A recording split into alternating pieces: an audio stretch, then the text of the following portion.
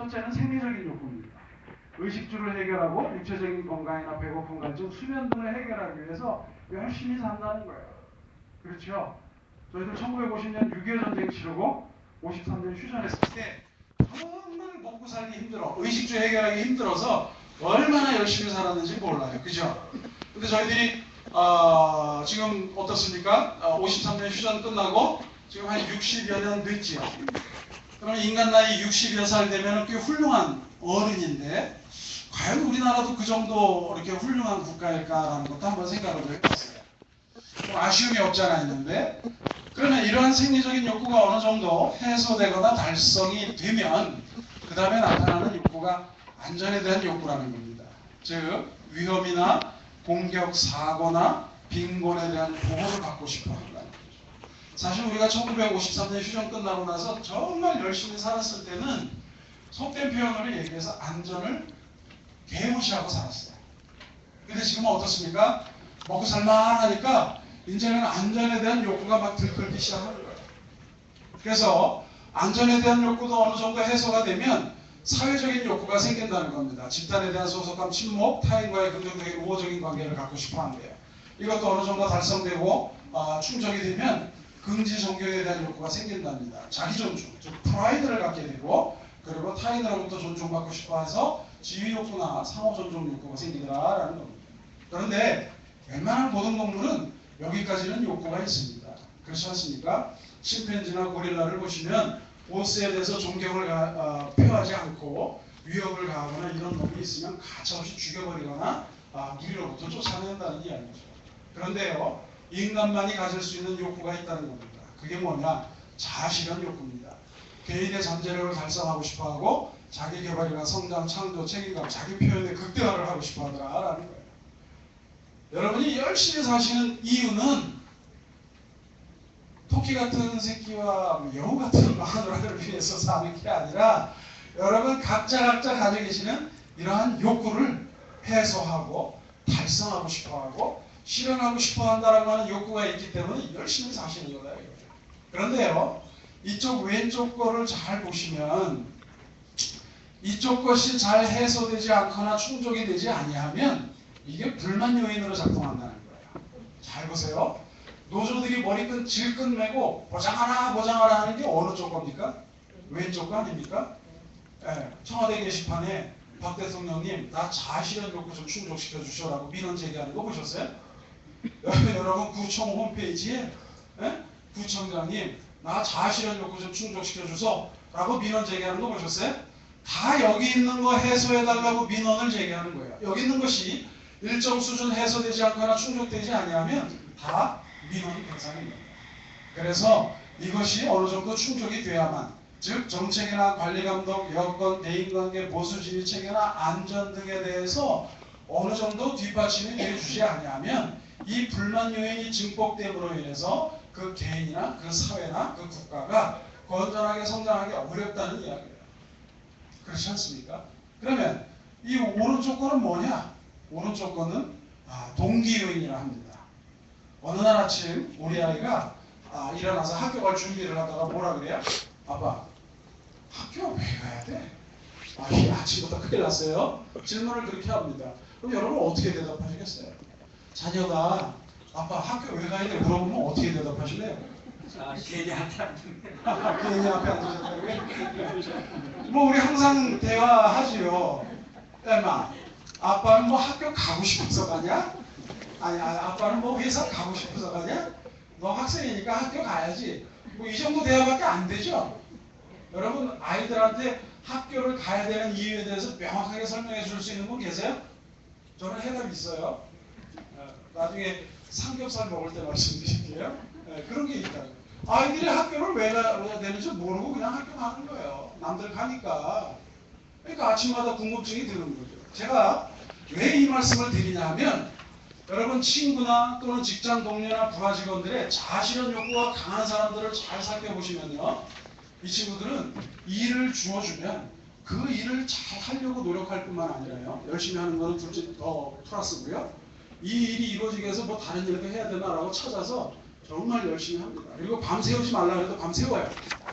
그리고 아침 일찍 나오지 말라 해도 일찍 나와서 보고서 마무리해가지고 보고 한다니까요. 자신의 욕구가 강한 사람들은 시키지 않아도 다 알아서 해요. 근데 그렇지 못한 사람들은 어때요? 힘들어요. 시켜도 잘 안 돼. 그래서 이 동기요인을 유발시켜주기 위해서 성취에 대한 것, 인정, 도전, 책임, 승진, 성장 가능성에 대해서 왜? 인센티브를 부여하는 거예요. 그래서 열심히 잘한 친구에게는 어떻습니까? 뭐 해외여행도 포상하고, 예, 그죠? 가족여행도 포상하고, 등등등 여러 가지 제도로 뒷받침해 준다는 거예요. 그렇죠. 안 해도 된다는 거예요. 그래서 우리가 열심히 사는 이유는 이 불만 요인도 해소해야 되겠지만 이 동기 요인도 이쪽 5가지의 욕구를 충족시키기 위해서 해소하고 싶어서 열심히 산다는 거예요.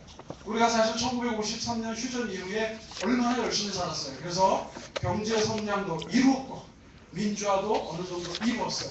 근데도 불구하고 안전에 대해서 너무나도 불안한 거예요. 우리가 그걸 너무 무시하고 살았기 때문에.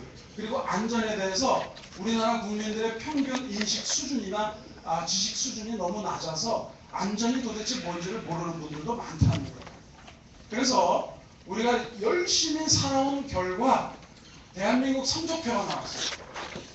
여러분 자녀 성적표 궁금하죠? 1년에 한 번, 한 학기에 한 번. 우리도 성적표 많이 가지고 계세요. 그죠? 여러분들.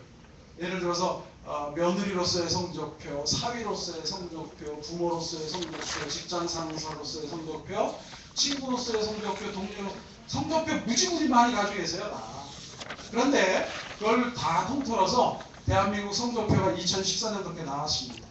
2014년 대한민국 성적표 몇 등이냐? OECD 팩트북 2014년도 작년 12월 달에 결과 보고서가 나왔어요. 첫째, 안전부문, 공공성 순위 OECD 꼴찌, 보행자 교통 사고율 1위, 안전의식 30위, 산재 사망률 1위. 두 번째, 삶의 질 부문, 자살률 10년 연속 OECD 1위, 자살 증가율도 세계 2위, 노인 빈곤율 1위, 사회복지 지출 꼴찌, 아동 삶의 만족도 꼴찌, 휴대폰 교체 속도 세계 최고. 이 웃음은 좀 어이없는 웃음이지요. 네, 우리 성적표라고 해서 자신만도 성적표 이렇게 받아오면 며칠간 끙끙 앓아요. 그죠? 네. 그다음에 세 번째, 경제 부문, 세계에서 가장 역동적인 국가다. 단기 근로자 비중 OECD 1위이고, 그러나 비정규직, 정규직 전환 꼴찌 수준. 노동시간 OECD 2위, 1950년대 미국인보다 길다. 기업하기 좋은 나라 OECD 3위. 이거는 그동안 우리 정부가 기업인들이 기업을 잘 할 수 있도록 환경 조성한 그러한 결과가 반영된 것 같습니다. 이거는 다른 보고서인데요. 2014년 임금 보고서, 저임금 근로자 비율 25.1%로 OECD 2위입니다. 우리나라 일하는 사람 4사람 중에 한 사람은 저임금 근로자라는 거예요. 그리고요, 네 번째, 교육부문 15세 학생 성취도 평가 1위, 대학교육 이수율 1위. 그렇죠? 요즘 웬만해서는 대학 안 나온 사람 찾아보기 어렵습니다. 그렇죠? 그리고 1인당 독서량 꼴찌. 여러분 1년에 한 12권 정도 책 읽는 거는 알고 있습니다만 한 달에 한 권 책 읽는 거 가지고는 꼴찌 변하기 어렵습니다. 한 달에 한 3권에서 5권 정도 읽어줘야 중위권에서 중상위권으로 왔다 갔다 할 수 있어요. 그리고 중장년 실질 문맹률 OECD 최고. 젊은 층과 중장년층의 도표력 점수 차이가 영국은 0.1점, 미국은 8점, 우리나라는 48점 차이입니다. 이 이야기는 뭐냐? 저를 포함해서 여기에 계시는 중장년이 실질적으로 문맹이시랍니다. 여러분들이 글을 읽을 줄 몰라서 편지를 쓸 줄 몰라서 문맹이냐? 그 이야기가 아닙니다. 실질 문맹이라는 건 뭐냐? 사장님이 이렇게 얘기하면 저렇게 알아들어. 부장이 이렇게 업무 지시하면 저렇게 알아듣는다는 이야기예요. 쉽게 이야기하면 커뮤니케이션이 안 된다는 이야기입니다. 과거 우리 부모님들이요 좀 험하게 키웠어요. 자식들을. 어떻게? 야 루시야, 너 그렇게 말 안 들을 것 같으면, 속 쓰일 것 같으면 나가. 그럼 이게 또 말기보다도 또 집 싸가지고 주섬주섬 나가는 놈이 있어요. 그렇죠? 말을 못 알아듣는다는 이야기예요. 이건 뭐냐? 회사에서 30분이면 회의가 끝날 거를 1시간이고 2시간이고 해야 된다는 이야기예요. 그럼 왜 이렇게 실질 문맹이냐? 책을 안 읽어서 그래요. 책을 안 읽어서. 휴대폰에서 뭐 신문기사 읽고 이거 가지고 얘기하는 게 아닙니다. 책을 안 읽어서 그렇다는 거예요. 저 출판사부터 돈 받은 거 없습니다. 책을 안 읽는 거 아니에요. 그래서 뭐예요? 커뮤니케이션이 안 된다는 얘기예요. 상대방이 무슨 말을 이야기해요. 이거는요. 실질적으로 OECD에서 각 국가의 청년층 6,000명, 중장년층 6,000명, 중년층 6,000명씩을 뽑아가지고 6,000명이면 샘플이 엄청 큰 거예요. 이걸 뽑아가지고 테스트를 해봤더니 대한민국이 48점 차이로 꼴찌예요. 꼴찌. 이 이야기는 뭐냐? 그때 뭘 가지고 테스트했는지 아십니까? 약봉지에 10줄의 설명을 써놨어요. 그리고 나서 질문을 하나 했습니다.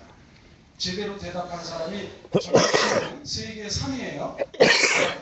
근데 우리 중장년층들은 못 알아듣더라는 얘기예요. 이 이유는 책을 안 읽는 데다가 플러스 뭐냐? 성인들 학습 의지 꼴찌예요. 여러분 학습이라는 것은 공부를 안 한다는 이야기가 아니라 뭔가를 좀 하려면 거기에 대해서 학습을 해야 돼요. 예를 들어서 내가 낚시를 좀 잘하고 싶다. 등산을 잘하고 싶다. 바둑을 잘 두고 싶다. 그러면 내가 책 보고 공부해서 하는 거는 한계가 있기 때문에 가서 학습도 하고 물어보고 이렇게 배워야 돼요. 그러니까 배울 의지가 없는 거야. 그러니까 책도 안 읽죠. 배울 의지도 없죠. 그러니까 이게 실질적으로 문명이라는 거야. 말귀를 못 알아요. 중장년이에요. 젊은 사람들 말귀. 그러면 커뮤니케이션